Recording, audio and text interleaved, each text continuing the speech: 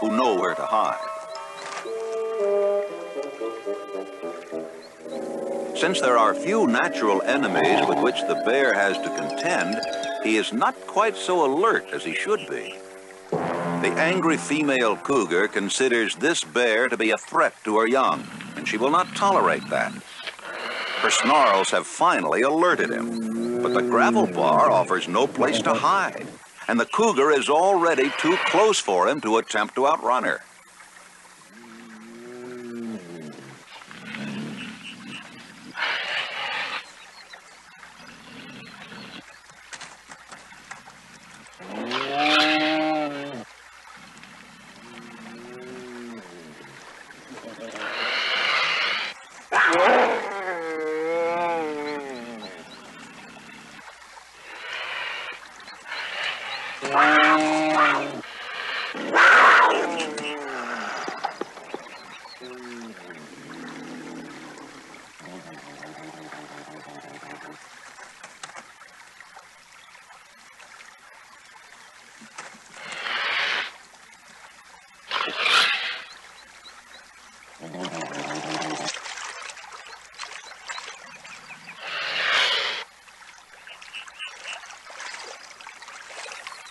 The cougar, mindful of the safety of her cubs, will not tolerate the bear remaining here.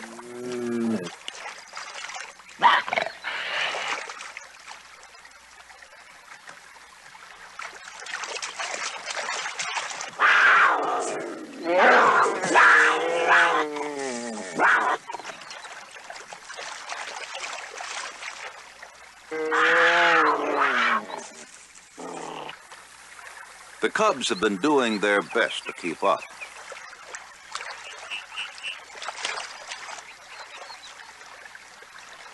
What they have seen and are learning today is a lesson of basic survival. The value of using a powerful offense to establish dominance in one's territory. The large cougar has been triumphant, and she knows that this black bear will be very wary about invading this territory in the future.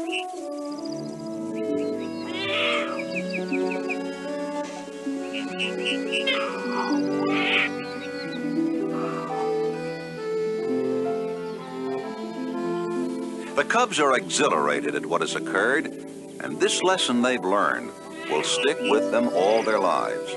It has taught them more than merely how to drive off a bear. It is a procedure that they will use in the future against other potential enemies or competitors. It has been a very successful outing, and they'll move out farther onto the desert floor, where the cubs' training will continue. One of the larger predators of Rock Ridge. The puma crouches in blossoming lupin to observe unseen a large black bear foraging just a short distance below. The bear is unaware of her and no particular threat. And suddenly the puma does a strange thing. Though she is primarily carnivorous, the secret of Rock Ridge seems to have turned her into a vegetarian.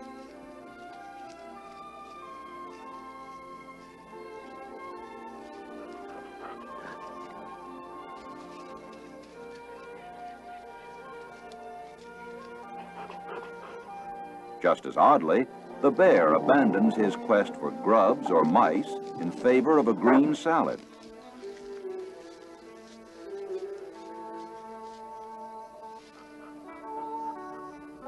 Under normal conditions, the puma would not consider attacking such a formidable adversary. But odd things occur here.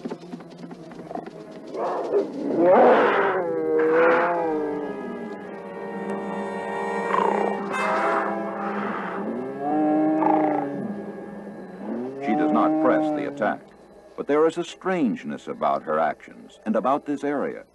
What is it about Rock Ridge that would cause a puma to attack a large bear, that would make her eat flowers, that would make a bear browse like a deer, and that would attract numerous animals not common to such an area, like the mountain goat? Inevitably, the cats cross paths with an ancient adversary.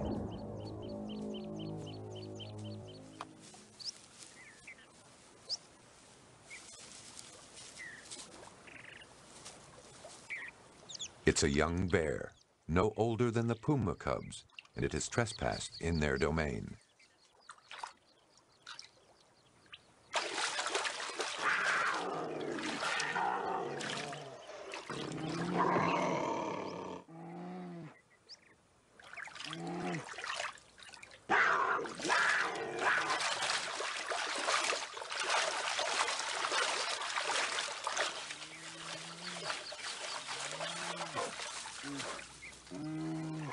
While success in a single skirmish does not make a master hunter, the cubs have proven themselves in one of nature's difficult trials. A new generation has come. She feeds them, protects them, and teaches them all sorts of valuable tricks, such as turning over a rock to uncover lizards and grubs and other delicious tidbits. At times, though, Mother leaves them on their own. How else could they develop self-reliance? The world is wide, there's much to see, and a fellow can see better standing up. This may be their first sight of a puma. Anyway, it's something to investigate. Looks as though this could also be the puma's first encounter with bears. Maybe they can play together. But no, there seems to be an instinctive mutual distrust. Oh well, as we said, two's company, three's a crowd. After chasing the nervous deer away. Now they've spotted a dangerous prey, the black bear. With the confidence of youth, they approach, expecting all animals to retreat from their attack.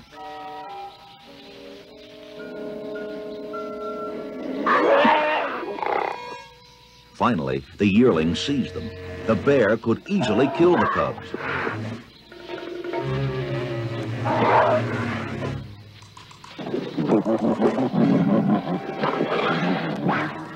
This time, the yearling fights with the fury of an animal protecting its young.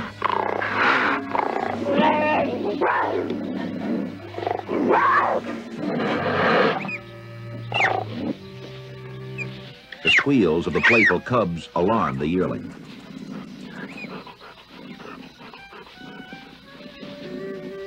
A quick look assures him all is well.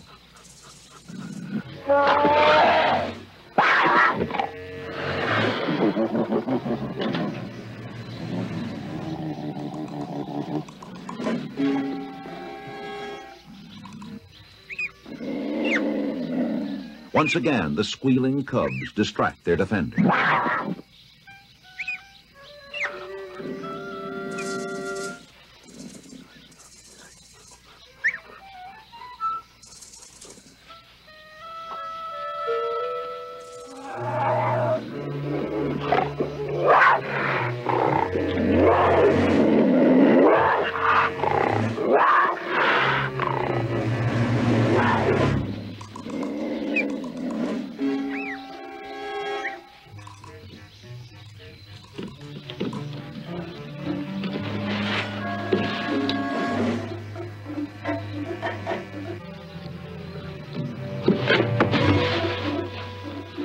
The bear will stay in the treetop. The cubs are safe once more.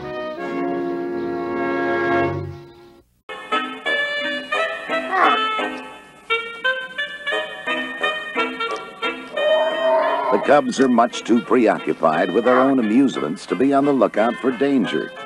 But fortunately for them, someone is. Their mother's grunt warns of an approaching danger. The cougar has left her kittens at the den log and is now hunting. She's no real threat to the cubs, but the warning grunt has sent them up a tree for safety.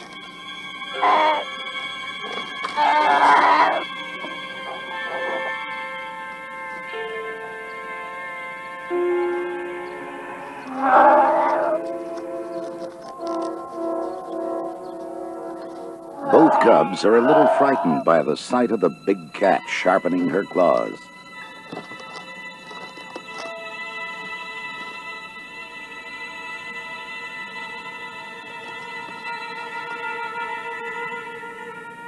There is no prey of interest to the cougar for the moment at the little flooded meadows, so she'll move on to hunt elsewhere. Had she desired to do so, she could have climbed the tree which the bear cubs used as a refuge.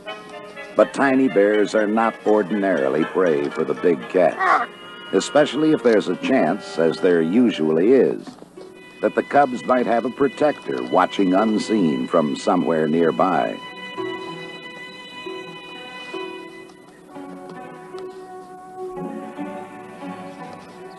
So now, with the danger past, but the memory of it still lingering, the cubs decide it's time to head back for the den for some temporary reassurance.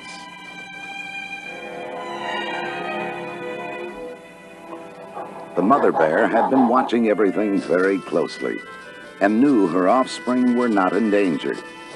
But her presence here is still reassuring to them. She is satisfied that whether or not they know it, the cubs have learned the lesson to always be alert for danger.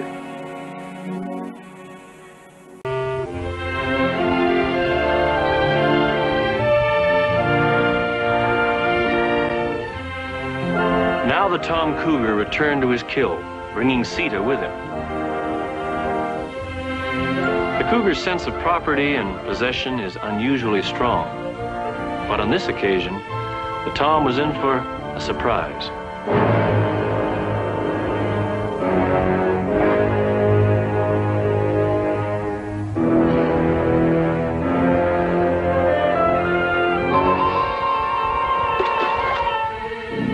This was rightfully the cougar's kill, but to prove the point, he was going to have to take it back.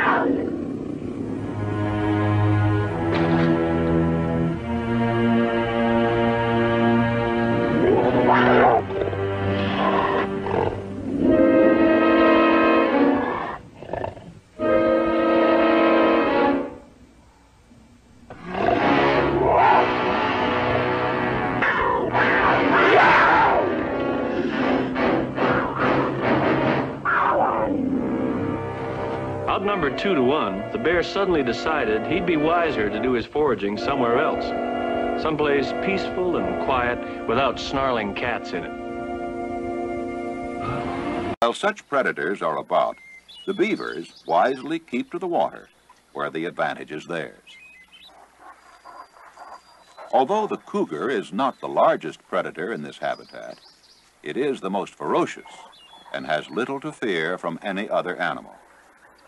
Nevertheless, where prey is concerned, there is a certain rivalry which sometimes develops between the cougar and the black bear. Both prey on smaller animals, and so they are jealous of their territories. The bear will more readily enter water than the cougar, sometimes trying to catch trout, and sometimes just for enjoyment. Because of territorial overlapping, sharp jealousy arises if one happens to encroach on a particular place the other considers his own. Fortunately, The tree that the black bear decides to climb right now is not one that is the territorial claim of the cougar. The smaller animals in this habitat, such as ground squirrels, must constantly keep alert for the many predators here.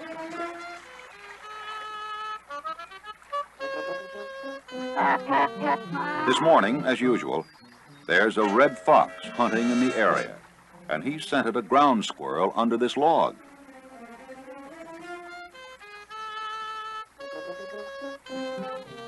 He's a relentless hunter with an especially keen nose, but he's also somewhat fearful of the larger predators of this area. The bear has been watching the activities at the log below, and his curiosity has been aroused by what's been happening, so he's decided to investigate.